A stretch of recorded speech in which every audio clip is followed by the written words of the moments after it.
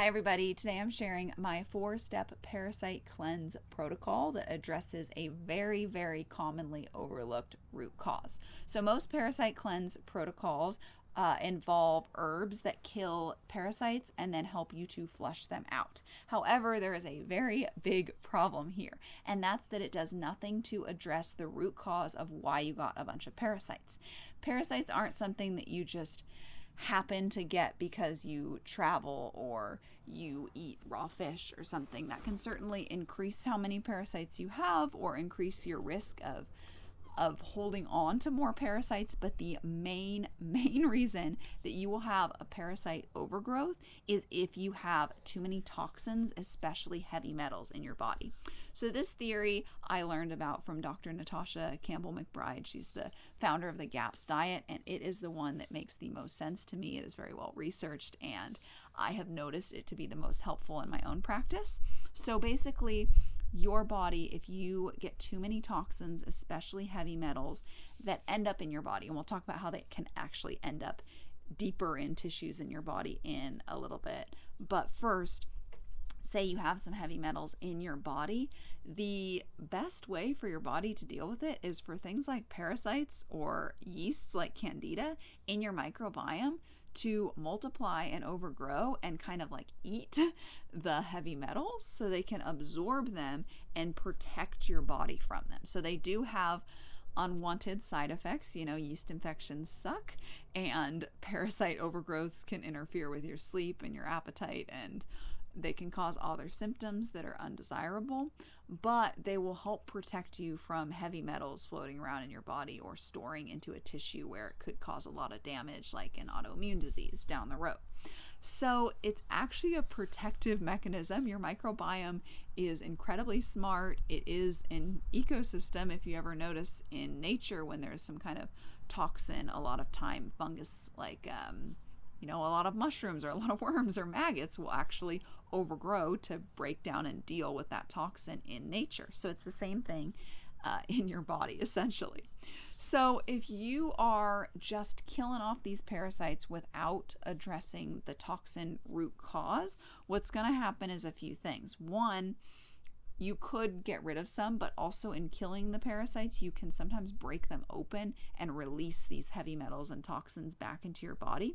So you can get pretty gnarly side effects. So you can end up getting sick. You can get basically like a flu. You can get headaches. You can get rashes. You can get a lot of undesirable symptoms from that. And you also have the potential for the heavy metals to store in a worse off tissue. So that's one thing that can happen if you just kill off parasites. Sometimes you'll have a protocol that's a little bit smarter and involves things that helps to keep the parasites a little more intact and helps to bind to anything that comes out. So like the cell core protocol for parasite cleansing involves taking a binder to help bind the heavy metals that could end up coming out. And it also involves taking Mimosa pudica seed. So that helps to keep the parasite in that it's a seed of a flower and it like gels all up and catches it. So that also helps. So there are protocols that take this into account, but if you just take like a wormwood tincture or something and cross your fingers, you might run into this problem. Now the other problem is you could parasite cleanse and get parasites out, but if you don't deal with the root cause, so if you keep exposing yourself to heavy metals unknowingly, or you have leaky gut, or we'll get into this in a second, but if you don't address the root cause, then you're probably just going to have those parasites overgrow all over again, and your parasite cleanse will kind of have been for nothing. So let's go over how you should parasite cleanse effectively, and it begins with the root cause. So step one is to reduce your toxin exposure. Now the big focus here should be on heavy metals. So let's talk about how you can get exposed to heavy metals, because some of these might surprise you. So one is in your water.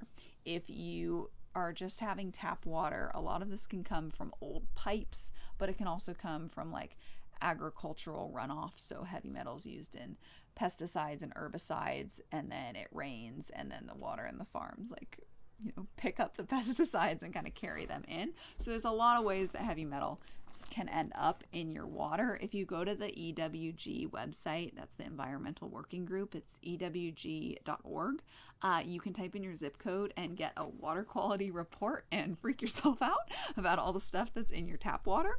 So I really recommend a high quality water filter. I use a Berkey, I really like that, but there are other great options, reverse osmosis, things like that. Just make sure that it's getting the heavy metals out of your water and that you're swapping the filters as often as you're supposed to be.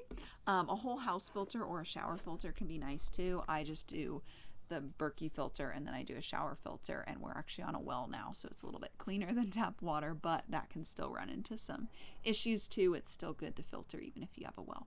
Another one is air pollution, like vehicle exhaust can have heavy metals in it, so kind of self-explanatory there. Just avoid very polluted areas, don't stick your face where cars' exhaust is, things like that. Another one is those amalgam dental fillings can also leach heavy metals into your mouth, so that is a potential problem. So that can be good to look into. If you do have those fillings and you're interested in getting them removed, make sure you get a really good dentist, because the process of removing them can also expose you to heavy metals, so you need to do that smart. And in some cases, I believe it's better to leave them in some cases it's better to take them out. That's not my expertise, so talk to somebody who that is their expertise on. But that is one possibility. Medications can sometimes have heavy metals in them. I do recommend getting off medications and treating the root cause. Obviously, don't just go cold turkey on your medicines because I said that. You need to do more research, talk to your doctor, talk to somebody who's qualified that can help you with that. And then immunizations can also have that in. I'm obviously avoiding the main word because that gets censored everywhere now, but I know it can be a little bit taboo, but there is often heavy metals in them. So it's something to be aware of regardless of what you decide. That is a way that you can be exposed to heavy metals. Fluorescent light bulbs can apparently have heavy metals in them too. Some people, their work could expose them to heavy metals depending on what you do. Deodorants and antiperspirants can also expose you to heavy metals. That's mainly going to be aluminum. Antiperspirants, those are the ones that make you not sweat. How they work is aluminum clogs your pores so that you can't sweat out of them, which is terrible because sweating is really important for detoxing. It's important for keeping you the right temperature. Sweating is actually pretty great, and it's cool that we can do it. And then that's also exposing you to aluminum, so please don't use those. And then cigarette smoke can also expose you to heavy metals. Some fish, you probably heard some fish are higher in mercury. It doesn't mean don't eat any fish. It's just be aware of which ones are higher. It's usually the larger ones like tuna and I think it might be mackerel. I don't know this off the top of my head. I'm not a big seafood person, but avoid the ones that are more prone. The little tiny fish, freshwater fish, have less heavy metals in them. And then just make sure it's coming from a good source. Agricultural chemicals, so pesticides, herbicides, things like that can have heavy metals in them. Rice is very common for it to be high in arsenic. If you've ever bought like a poor quality rice, you probably notice it's very metallic-y and kind of disgusting, so make sure you get a good rice. That Lundenberg brand is a really good one. It is like the best tasting rice. It is just known for not really having any arsenic in it. And then beauty products can also have heavy metals. Furniture can. The main way furniture does is through flame retardants, so you really want to avoid flame retardants. A really good tip for this is to get wool. Wool has properties that are naturally a little more resistant to flames, and it can bypass some legal things and needing flame retardants in some things. So like wool for your mattress is a really, really awesome choice. That's what we have. And yeah, so that can be a great option. The last main one I know of is shooting guns can also expose you to heavy metals. So it can expose you to more lead. So yeah, that's another thing to be aware of. I know they make some like lead wipes that you can use after shooting to protect yourself. I haven't looked into them very thoroughly though, so I don't really know what the ingredients are, but those are the main ways I know of that you can be exposed to heavy metals. So There could be other ones, but those are the most common. So just kind of go through that, see which ones apply to you, and start working on avoiding heavy metals there.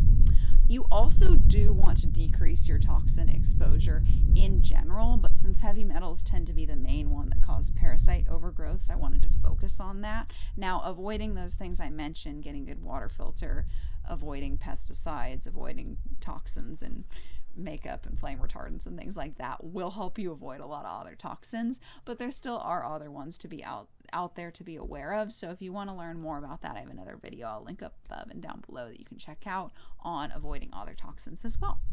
And this will cut out the whole reason that parasites are overgrowing in the first place. You're going to cut off that new flow of more and more heavy metals and toxins coming into your body, and now you'll shift your focus onto what you already have in your body and need to get out, but you won't have this new flow of toxins.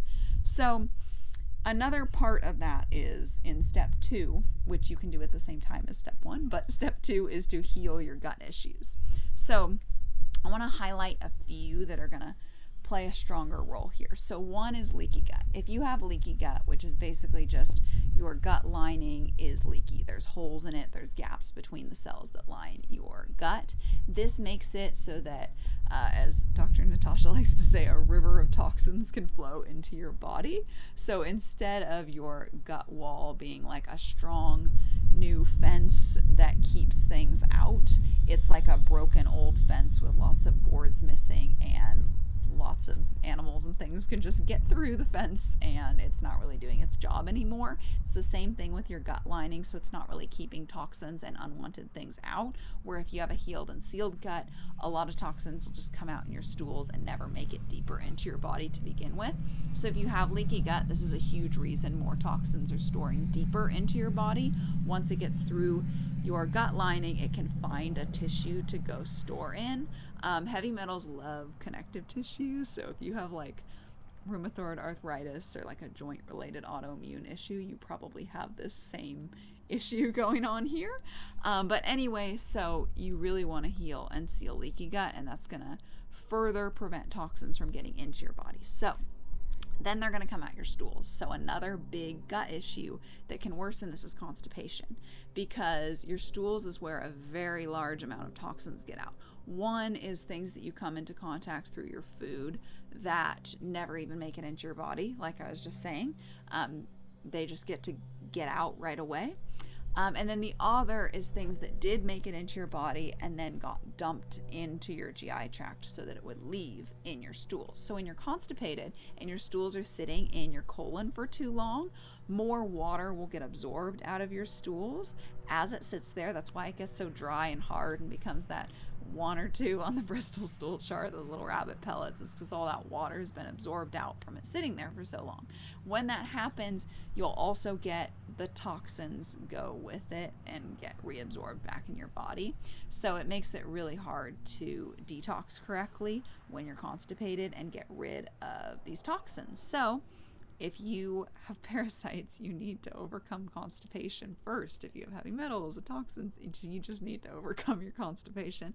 It's really, really important. I do have a free training where I give you my daily constipation checklist, so things you should do every single day to heal your constipation. So I'll leave that link down below if you want to check it out. I had constipation for 15 years, and I would have 2 to 3 bowel movements a week. Now I have bowel movements nearly every single day and have for the past 6 or 7 years. So you can heal your constipation. I know you can.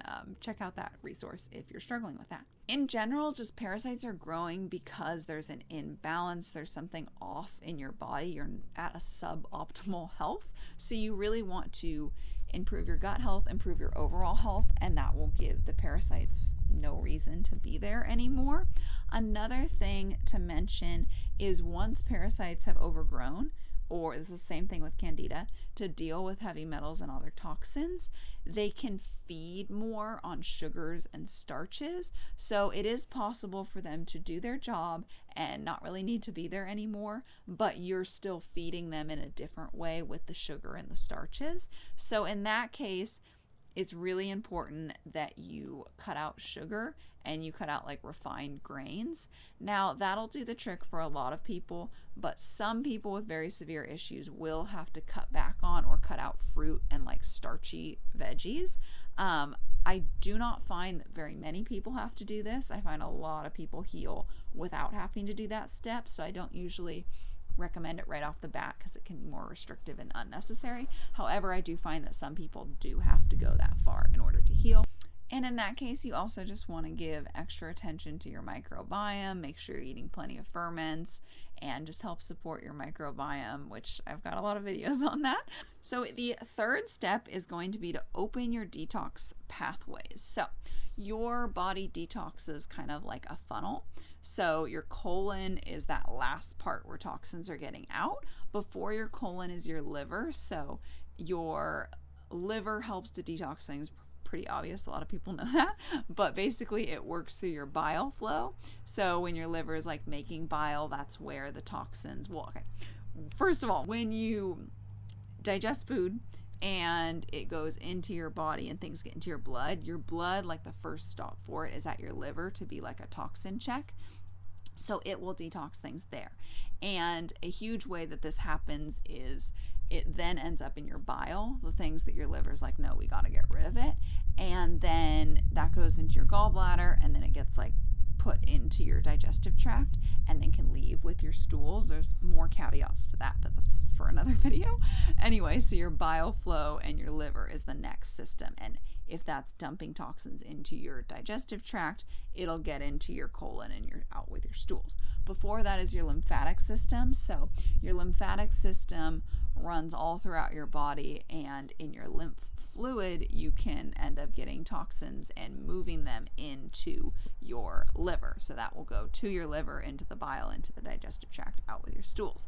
Now, higher up is going to be your organs, cells, and tissues. So cells is the tiniest one. So if you had a toxin that got lodged into a little cell and your body's working on detoxing, it can move that out of the cell, out of the organ and tissue, into the lymph, into the liver, into the colon, and out. So that's the main detox pathway. However, you can also detox through your skin, through your sweat, through your urine, and through your lungs as well. So there are other pathways. But when we talk about detoxing, we want to open that funnel. So we want to start at the bottom with your colon. So if you're constipated, if you're not having bowel movements every single day or nearly every single day, and they're not complete and relieving, then you need to work on this. So you need to get to a point where you are having bowel movements. I would say complete relieving bowel movements at least 6 days a week. 7 is better. And then you can move on to your liver. So there's a lot to support this, and I have a whole video that goes in depth into the detox pathway, so I'll link that up above and down below if you want to see the exact practices you can do to open each pathway and how to go about that. But after that, you'd work on your liver. So you'd implement some liver detox practices, like maybe a liver detox tea or castor oil packs, or having apple cider vinegar water, something like that. And then once that's feeling really good, you move on to your lymphatic system and so on. You can incorporate some saunas or something like that, or dry brushing. So you want to just get everything working really optimally. So in this opening your detox pathway phase, you're just doing natural things, which is just going to be food, teas, like holistic practices, like I was saying, saunas, Epsom salt baths, things like that. And there's so many options. So if any of those are things you're like, I don't want to do that, don't worry, there's an option for you. There's a lot of things that I list out. I also have a written guide for the detox, opening your detox pathways, so I'll link that down below too, so you can kind of pick if you'd rather see it in written form or in a video. But anyway, so you open up these detox pathways, and this is going to do a lot. It's going to get your body more comfortable getting rid of toxins, because if you have a lot of toxins stored and your detox pathways were all clogged up, or some of them were, your body's going to hold on to those toxins and keep them stored, or it's going to keep these parasites overgrown to hold on to the toxins for you to protect yourself, because you don't want them free flowing. So as soon as you upsurface toxins, which you can do more specifically, and that's in the next step, but it also happens naturally. They need to be able to get out of your body, and you don't want to overwhelm your body with too many at once. So you want to just open the pathways first, and that in and of itself is a detox, but then you can move on to step 4, which is a deeper detox. So for this, you want to do more intense things on those lists that I have in the written detox guide and that video on how to open your detox pathways. For each pathway, I have a list of things you can do to support it, and it starts with more mild things and it ends with more intense things. So for your lymphatic system, just deep breathing helps your lymphatic system. Not crazy, anyone can do it. You don't have to have perfect bowel movements to be able to do that. It's going to help you. You know, for your liver, eating liver and eating fat is beneficial. Eating bitter greens, like those things are beneficial. They're not too crazy. Some deeper detox things would be like for your liver, doing a castor oil pack or doing a coffee enema, or what else? Just the liver detox tea. That gets a little bit deeper. For your lymphatic system, doing saunas or dry brushing, or something like that is going to help you to detox a little bit further. Binders can come into play here too. So this is where you get a little more specific of a detox routine. I always recommend you go in that opening the detox funnel first, just to make sure everything's really good, and go slow. It's really easy to think, oh, I'm healthy, I'm not exposed to that many, I can go fast. I have done this. And you can make yourself sick. So just go slow, because if you open up your detox, or if you detox too fast, or you do too many intense things too quickly, it basically it upsurfaces a lot of toxins, but then your body might struggle to get them all out. So you will get sick to help you get them out faster. So that's why you might end up vomiting or having diarrhea or getting a really gnarly fever. Any of these sicknesses help you to detox. So that's another thing to note. When you get sick, like, let yourself go through the sickness, support your body. But if you can avoid taking any kind of medication to bring a fever down, obviously, like, make sure it's safe. But for me, if my fever starts creeping above 102, I will take higher 102. I will take a bath, and that really helps. I'll put a cold washcloth on my forehead just to bring it down a nudge to feel a little bit more comfortable. But if it's at like 101, I'm not really messing with it, because I know that's really important for my body for detoxing. When your body gets sick, it's trying to get rid of toxins. It's a very important process. So if you can avoid taking the medicine that'll bring your fever down, you'll be a lot healthier on the other side. And even when it's miserable and you keep throwing up or having diarrhea over and over again, know that it is helping your body, and just to continue to stay hydrated with that. It kind of sucks, but know that you're healthier after it. But when it comes to detoxing, you want to avoid that. So it is not ideal. It is better if you can do this a lot more gradually. It's good to do these deeper cleanses like once or twice a year. I just keep up a lot of practices that help me to help my detox pathways stay open and working effectively and minimize toxin exposure. And then I like to do a deeper detox for about 2 weeks once a year, where I go through those detox pathways again, pick some things and do them a little bit more regularly.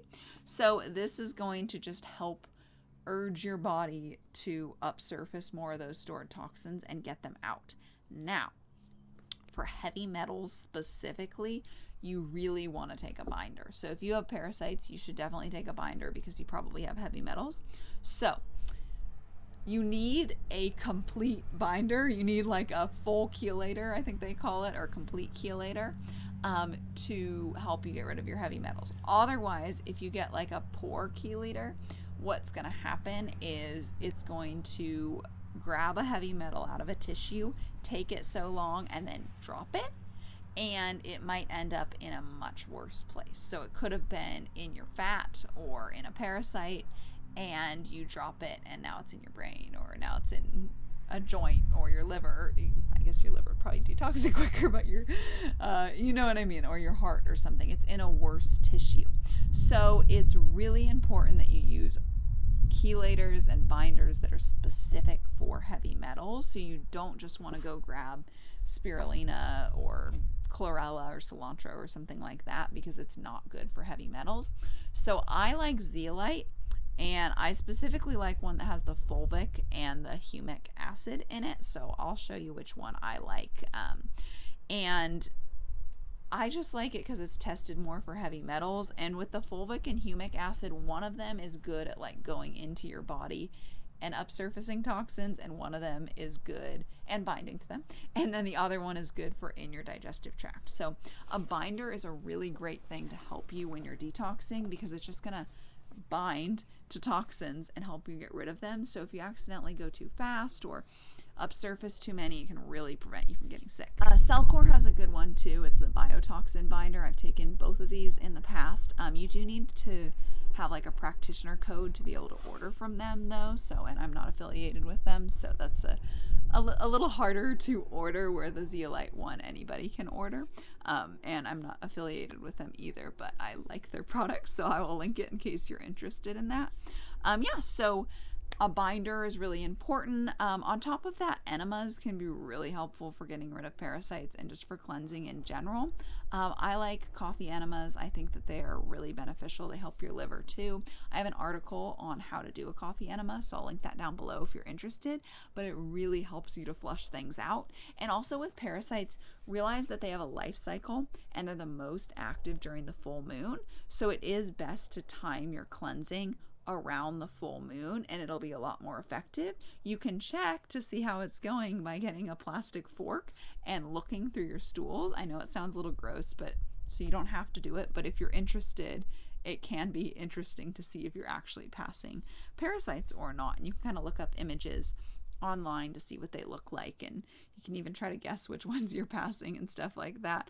I have tried this. I have never concretely seen one, so I don't think this was really a root cause issue for me personally, but some of them can be microscopic and stuff, and it can be hard to tell. So I have not noticed this personally. I have gone through this process myself just to help with detoxing and help my own healing journey, but it is a common problem for a lot of people. So anyway, that can be really helpful. Another thing is the Mimosa pudica seed I mentioned earlier. That is also something that can be really helpful, because it gels up and it just grabs on to like things in your digestive tract. So it specifically tries to grab onto parasites and heavy metals and keep everything more intact, prevent it from like breaking and releasing the heavy metals. So that can be something as well that you can use in this last stage. And then if you know you have really bad heavy metal issues and you get gnarly symptoms from it, you just know you've had crazy exposure or you've tested positive for having a lot of heavy metal exposure, you really need to be extra careful. You can still go through these processes, especially the more gentle ones, but it is ideal if you work with somebody that knows how to do specific heavy metal chelation and the very specific protocols for that. That is not my expertise, so I would look for somebody who that is their expertise if that is your particular problem. I'm very familiar with parasite cleansing and gentle heavy metal detoxing and just detoxing in general and gut healing and all of that, but specific like in-depth heavy metal chelation is its own field and its own thing, so that could be something that you might have to deal with. Again, if you just know you've had a lot of exposure to heavy metals, it could be worth it to get a test, like maybe a hair tissue mineral analysis test, or do a little research to see what would be the most effective at seeing if you have heavy metals or not. And then if you do have a high level, like I said, you want to be particularly careful and work with someone who specializes in that. If you just have parasites and a little bit of extra heavy metals and nothing insane, no crazy symptoms from it, then this process is going to work perfect for you. This process will still work great for you if you do have the heavy metals. It's just extreme heavy metals, but you also want to probably take some specific chelators and binders that are a little more tailored for your specific situation, which heavy metals you have overgrown and that kind of stuff. But anyways, that is how you parasite cleanse. It's probably not what you were expecting at first. You don't want to just go for killing off the parasites. You really want to set yourself up for success find those root causes, make sure you're not getting exposed to as many toxins or heavy metals anymore, that you're healing your gut, sealing leaky gut, so that you're not having them flow into your body, making sure that you're having regular bowel movements so you can get rid of toxins more effectively, opening those detox pathways so your liver, your colon, your liver, your lymph, and your cells are all detoxing properly. And then finally, after that, when you've already detoxed a lot just by doing that, you can do the more in-depth detoxing and add the specific binders and supplements that will help you to get rid of parasites more. At that point, you possibly could use something that kind of kills off parasites, but generally you just don't need to. And when you're at that point, there's no reason for them to stay in large amounts, and you'll just start seeing them come out of your stools. And if you see a lot of parasites coming out, that's a good thing, even if it's a little freaky, because it means your body doesn't need them anymore. So that's great. And you'll probably never be 100% free of parasites. It's kind of like I was saying earlier with the ecosystem, just if there's a toxin or something, it adjusts so more fungus can grow, more worms can come. Even if there's like a dead carcass, there'll be a bunch of maggots to help break that down. It's all part of what's needed, and then once that's gone, they kind of dissipate and go away more. So our body is similar. We'll have a bunch of worms when we need them, and they'll just sort of go away, but they won't 100% go away. It's normal to have a little bit of parasites just as part of our microbiome, but it is not normal to have an excess of them, and that does create a lot of problems, which is why you clicked on this video. So anyway, I hope you enjoyed that and have some new info on how you can better parasite cleanse now, if that's something that you think you need or want to explore. And even if you don't end up having parasites, the process I described here is really great for detoxing, and pretty much everyone has some sort of toxin exposure that they can benefit from detoxing from. So anyway, I think that you will find it really helpful regardless. And if you would like more help with detoxing, healing your gut at the root cause, figuring out what you specifically need to do to heal your gut issues, I do offer a program called Ancestral Gut Healing, and I would love to help you heal your gut issues. So if you want to learn more about what it's like to work with me and how I can help you heal your gut, I'll leave a link below where you can book a call with me, and I'll leave another link where you can learn a little bit more about the program. I would love to talk with you, so feel free to book a call, and thank you so much for watching. I will see you in the next one, and if you want to check it out, I do have a whole playlist on detoxing where you can learn a lot more, and the very first video in that playlist is actually the one on opening your detox pathways, so I really recommend you check that out. I'll leave it on the screen. Thank you so much for watching, and yeah, again, I'll see you next time.